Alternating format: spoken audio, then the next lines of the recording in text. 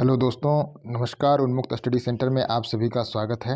आज हम लोग जो हमारी नवपाषाण काल की श्रृंखला चल रही है उसमें पांचवी हमारी ये वीडियो होगा, जिसमें हम बुर्ज़होम और गुप्तकाल के बारे में डिटेल में पढ़ेंगे। आइए देखते हैं। उत्तर पश्चिम क्षेत्र में कश्मीर की घाटी में श्रीनगर के आसपास और बारामूला और अनंतनाग के बीच बहुत सारे नवपाषाण केंद्र पाए गए हैं, जिनमें बुर्ज़होम है, गुफ्कराल है, हरिपरिगोम है, जय देवी उदर है, ओलची बाग है, पामपुर है, पजगोम है, सोमपुर है, थाजीबोर है, बेगुंड है, बजटाल है, गुरहोम, सांगरी है, दामोदर। ये प्रमुख जो उत्तर पश्चिम क्षेत्र में नवपाषाण केंद्र हैं, जिनका हम डिटेल में बुर्ज़होम और गुफ्कराल का अध्ययन करेंगे। ठीक है, देखिए, कश्मीरी भाषा में जो बुर्ज़होम का अर्थ होता है वो होता है प्लेस ऑफ बर्च। क्या होता है? प्लेस ऑफ बर्च, यानी भुर्ज दंड का स्थान। ठीक है, भोज वृक्ष के जले हुए अवशेष से ज्ञात होता है कि नवपाषाण काल में यहाँ से ऐसे वृक्ष पाए जाते हैं। जो भोज वृक्ष है उसके जले हुए अवशेष इस काल से मिलते हैं, तो ऐसा अनुमान लगाया जाता है कि नवपाषाण काल में ऐसे वृक्ष पाए जाते थे। देखिए, 1930 में डी टेरा और पीटरसन के द्वारा इस स्थान को खोजा गया, जिन्होंने इसे हड़प्पा सभ्यता के एक हिस्से के रूप में देखा। जब 1930 में डी टेरा पीटरसन ने खोजा तो कहा यह हड़प्पा सभ्यता का एक भाग है। ठीक है, फिर 1960 और 71 के टी एन खजांची के नेतृत्व में भारतीय सर्वेक्षण ने यहाँ पर उत्खनन कार्य संपन्न किया था। किसने किया था? भारतीय सर्वेक्षण ने यहाँ पर उत्खनन कार्य संपन्न किया था, टी एन खजांची ने। और बुर्ज़होम जो था, बुर्ज़होम में चार पुरातात्विक स्तर विन्यास की प्राप्ति हुई है। जब बुर्ज़होम की उत्खनन किया गया उसमें चार पुरातात्विक स्तर का विन्यास की प्राप्ति हुई है, जिनमें प्रथम दो नवपाषाण काल से है, तीसरा जो है महापाषाण काल से संबंधित है, और चौथा जो है ऐतिहासिक काल से संबंधित है। बुर्ज़होम में चार पुरातात्विक स्तर पाया गया है, जिनमें दो नवपाषाण काल से, तीसरा जो है आपका महापाषाण काल से है, चौथा जो आपका ऐतिहासिक काल से है। ठीक है, आइए हम पहला देखते हैं। बुर्ज़होम की सबसे महत्वपूर्ण विशेषता यहाँ से प्राप्त गड्ढों में बनाया गया आवास था। बुर्ज़होम प्रथम जो है कि सबसे महत्वपूर्ण विशेषता यहाँ से ये थी, गड्ढों में बनाया गया आवास था। आवासीय गड्ढों का आकार क्या था? गोलाकार था, जिसके ऊपरी भाग जो होता था संकीर्ण होता था। ऊपरी भाग संकीर्ण होता था और निचला भाग जो होता था आपका उत्तरोत्तर चौड़ा होता जाता, जैसे नीचे जाते थे वैसे वैसे चौड़ा होता जाता था। इन गड्ढों का ऊपरी भाग शायद चीड़ तथा बर्च की लकड़ियों से ढका जाता था। किससे ढका जाता था? चीड़ तथा बर्च की लकड़ियों से ढका जाता था। कुछ गड्ढों में जाने के लिए सीढ़ियों भी बनी हुई थी। क्या बनी थी? सीढ़ियाँ भी बनी हुई थी। कुछ गड्ढों के अंदर पत्थर एवं मिट्टी के चूल्हे भी मिले थे। क्या मिले थे? पत्थर और मिट्टी के चूल्हे भी मिले थे। यहाँ से प्राप्त मृदभांड जो है, प्रथम जो काल है बुर्ज़होम का, तो इस काल में जो है यहाँ हाथ से बनाए जाते थे। मृदभांड जो है हाथ से बनाए जाते थे। इन पर चटाई के निशान मिलते हैं। पाषाण औजारों में अंडाकार और दीर्घायताकार पाषाण हस्तकुठार, छेनी, घिसाई पत्थर, छल्ला, गदाशीर्ष आदि शामिल है। बुर्ज़होम के प्रथम काल में हस्तकुठार, छेनी, घिसाईदार पत्थर, छल्ला, गदाशीर्ष शामिल हैं, और आयताकार पत्थर के गणासे या चाकू भी यहाँ से मिले हुए हैं। ठीक है, बुर्ज़होम में एक विकसित अस्थि औजार उद्योग भी प्राप्त होता है। क्या प्राप्त होता है? विकसित अस्थि औजार उद्योग भी यहाँ से प्राप्त होता है। बारहसिंगा के सींग के भी औजार यहाँ बनाए गए हैं। कालखंड में प्रथम में जो है कब्र की प्राप्ति नहीं हुई है। किसकी प्राप्ति नहीं हुई है? कब्र की प्राप्ति नहीं हुई है। अब हम आगे बढ़ते हैं। बुर्ज़होम जो द्वितीय काल था, इसमें लोग गड्ढे से बाहर निकलकर खुले मैदान में आवास बनाने लगे थे। ठीक है, इस काल में शवों को दफनाने जाने लगा था। शवों को अधिकतर आवास के भीतर दफनाया जाता था। द्वितीयक शवाधानों को अंडाकार कब्रों में हड्डियों को लाल रंग से रंग कर रखा जाता था। ठीक है, जो द्वितीयक शवाधान होते थे उनको अंडाकार कब्रों में हड्डियों को लाल रंग से रंग कर रखा जाता था। ठीक है, और कई बार शवों के साथ जंगली और पालतू जानवरों को भी दफनाया गया है। याद रखिएगा, कई बार जो है जो शव होते थे उनके शवों के साथ जंगली और पालतू जानवरों को भी दफनाया गया है। पालतू कुत्तों को भी मालिकों के शव के साथ दफनाया गया है। बुर्ज होम में जो है पालतू कुत्तों को भी मालिकों के शवों के साथ दफनाया गया है। एक कब्र में जो है 5 कुत्तों को मृग श्रृंग के साथ भी दफनाया गया है। ठीक है, पालतू कुत्तों को मालिकों के साथ भी दफनाया गया है और एक कब्र ऐसी मिली है जिसमें 5 कुत्तों को मृग श्रृंग के साथ भी दफनाया गया है। ठीक है, इस काल के मृदभांड जो है अधिकांशतः जो हस्त निर्मित थे और इस काल में पत्थर एवं हड्डी के दोनों के औजार बनाए गए थे। इस काल में तांबे का तिराग्र भी मिला है। ठीक है, आइए आगे बढ़ते हैं। बुर्ज-होम का जो तृतीय काल था आपका,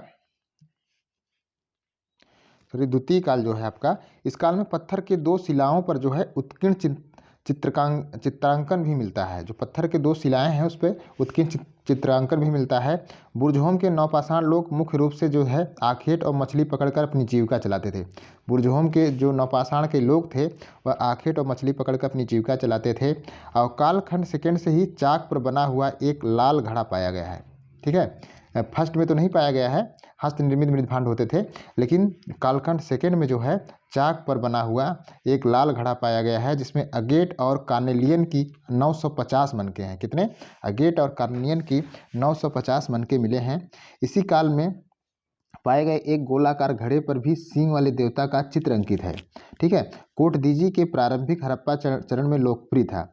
जो इसी काल में जो है एक गोलाकार घड़े पर सींग वाले देवता का चित्र अंकित है। और ऐसा जो कोटदीजी है जो प्रारंभिक हड़प्पा स्थल है यहाँ से भी कोटदीजी के ऐसे सींग वाले देवता भी मिले हैं। ठीक है, इसे बुर्ज-होम के नौपाषाण लोगों का सिंध क्षेत्र से संपर्क भी सिद्ध होता है। अगला हमारा पुरातात्विक स्थल है गुफ कराल। क्या है? गुफ कराल। ठीक है, श्रीनगर से 4 किलोमीटर दक्षिण पूर्व के तराल के निकट गुफ कराल का नाम नौपाषाण केंद्र में स्थित है यहाँ से। ठीक है, ये श्रीनगर से 41 किलोमीटर दक्षिण पूर्व के तरफ स्थित है।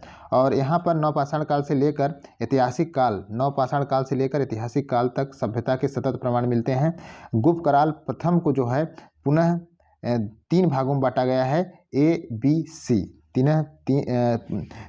गुफ कराल प्रथम को जो है पुनः 3 उपकालों खंडों में बांटा गया है। उपकाल खंड प्रथम से आवासीय गड्ढों की प्राप्ति होती है। गड्ढों के चारों तरफ बने स्तंभ छिद्र जो है और अंगीठियों में इन स्थानों का संकेत मिलता है। ठीक है, अंगीठियों से उन स्थानों का संकेत मिलता है जहां पर फूस सरकंडे की संरचनाओं का खड़ा कर रखने के लिए लकड़ी के खंभे गाड़े गए थे। जो ये आपका उपकाल खंड प्रथम से जो आवासीय गड्ढे की प्राप्ति होती है और इसके चारों तरफ स्तंभ जो छिद्र मिला है उससे ये अनुमान लगाया जाता है कि इस घास फूस और सरकंडे की संरचना को खड़ा करने के लिए लकड़ी का खंभे बनाए गए थे। ठीक है, कालखंड प्रथम ए में पूर्ववर्ती आवास गर्तों में फर्श पर लाल गेरू लेप से प्लास्टर भी किया गया है। ठीक है, आवास गर्तों में जो है फर्श जो होता था उस पर लाल गेरू के लेप से प्लास्टर भी किया गया है।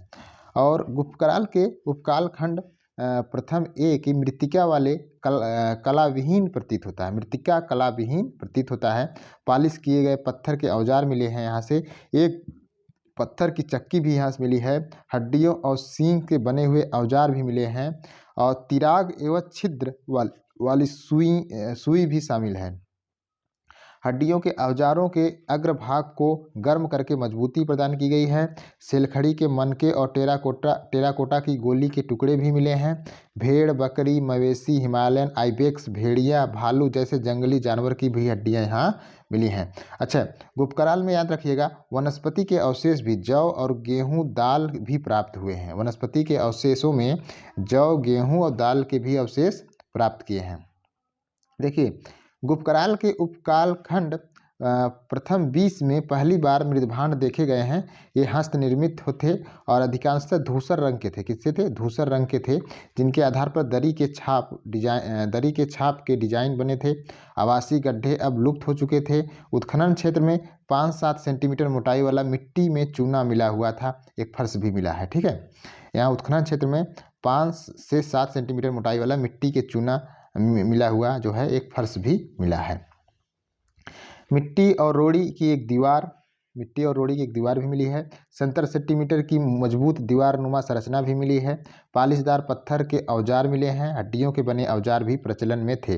किसमें? फर्स्ट प्रथम ए में। ठीक है, अब देखिए उपकालखंड बी उपकालखंड प्रथम बी में लाल हिरण, आइबेक्स, भालू, भेड़, बकरी, मवेशियों तथा पक्षियों की हड्डियां मिली हैं।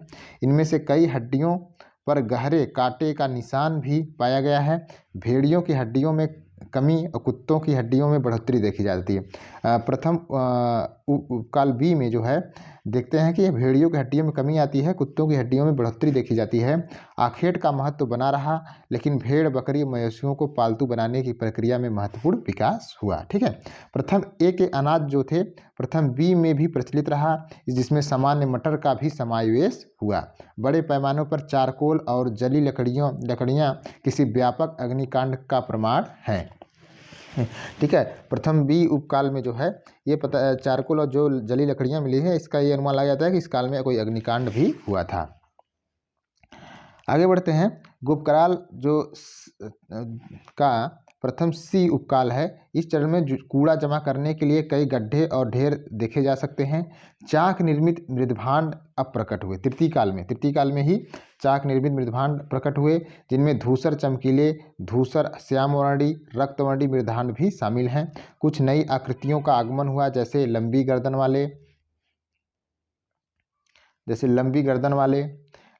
गर्दन वाला मर्तबान, स्टैंड वाली तस्तरी जिसके नीचे आधार पर जालीदार डिजाइन बने होते थे, पत्थर की चक्की, मुगदर, 2 छेदों वाली हंसिया भी प्राप्त हुई है। इस काल में बड़ी संख्या में हड्डियों के औजार मिले हैं। पशुओं की हड्डियों में पालतू भेड़, बकरी, मवेशी, सूअर, कुत्ते के अवशेष भी शामिल हैं। चरण प्रथम बी में जो अनाज थे वो भी इस चरण में अनाज जारी रहे। आखेट का महत्व कम होने लगा। तृतीय चरण में जो है आखेट का महत्व कम होने लगा और उसी अनुपात में जो है पशुपालन बढ़ने लगा था।